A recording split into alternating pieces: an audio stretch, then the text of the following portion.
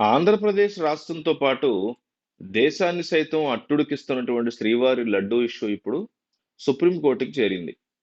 కల్తీ నెయ్యితో లడ్డూని తయారు చేశారంటూ చంద్రబాబు ముఖ్యమంత్రి హోదాలో ఇటీవల చేసిన సంచలన ప్రకటన ప్రపంచంలోని హిందువులలో కలకలం రేపింది. ఆ మీదట ఈ బాణాలన్నీ సూటిగా వైసీపీని తాకాయి. ఇక జగన్మోహన్ రెడ్డి చూస్తే ప్రధాని నరేంద్ర మోడీ ఈ విషయంలో జోక్యం చేసుకోవాలని కోరుతూ ఆయన లేఖ కూడా రాశారు. ఇక టీటీడీకి 4 ఏళ్ల పాటు చైర్మన్‌గా పనిచేసిన వైవి సుబ్బారెడ్డి అయితే సుప్రీంకోర్టులో పిటిషన్ కూడా దాఖలు చేశారు. తిరుమల శ్రీవారి ఆలయంలో ఎలాంటి అపచారాలు జరగకపోయినా చంద్రబాబు పనిగట్టుకుని ఆలయ ప్రతిష్టను దెబ్బతీసే విధంగా నిరాధారమైనటువంటి ఆరోపణలు చేస్తున్నారని ఆయన చెప్పుకొచ్చారు. వైవి తన పిటిషన్‌లో కూడా ఇదే పెట్టుకొచ్చారు. అంతేకాదు శ్రీవారి లడ్డూలో కల్తీ జరిగిందన్న ఆరోపణల మీద సుప్రీంకోర్టు సిట్టింగ్ జడ్జితో కానీ, నిపుణులతో కానీ పూర్తి విచారణ జరిపించాలని, అలాగే ఈ విషయంలో తక్షణ చర్యలు తీసుకోవాలని కోరారు.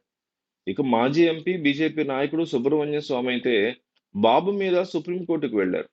బాబు చేసిన లడ్డూ వ్యాఖ్యలన్నీ ఆధారం లేనివని స్వామి అంటున్నారు. అందుకే దీని మీద న్యాయంగా జోక్యం చేసుకోవాలని న్యాయస్థానాన్ని ఆయన కోరుతున్నారు.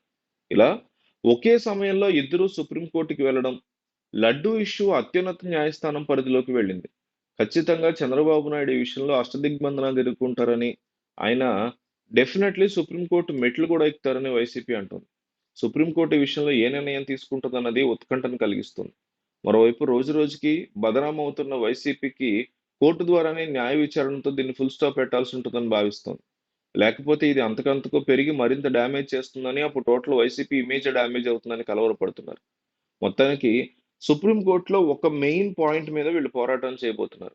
అటు వైవి సుబ్బారెడ్డి కావచ్చు, ఇటు బీజేపీ మాజీ ఎంపీ సుబ్రహ్మణ్య స్వామి కావచ్చు. వీళ్ళ పాయింట్ ఏంటంటే కల్తీ జరిగింది. కానీ ప్రసాదాల్లో కల్తీ జరగలేదు. ప్రసాదాల కోసం కొన్ని ట్యాంకర్లు వెళ్తున్నప్పుడు అందులో ఉన్నటువంటి ఒక 4 ట్యాంకర్‌లో కల్తీ ఉందనేటువంటి ఫీలింగ్ కలిగి కొన్ని టెస్టులు చేయించి ఆ ట్యాంకర్‌లను పక్కన పెట్టేశారు. ఆ ట్యాంకర్‌ని మరింత రిపోర్ట్ కోసం మరింత డీటెయిల్డ్‌గా ఏముందో లోపల తెలుసుకోవటం కోసం గుజరాత్ పంపించారు. గుజరాత్ ఆహ్, అదుంది కదా!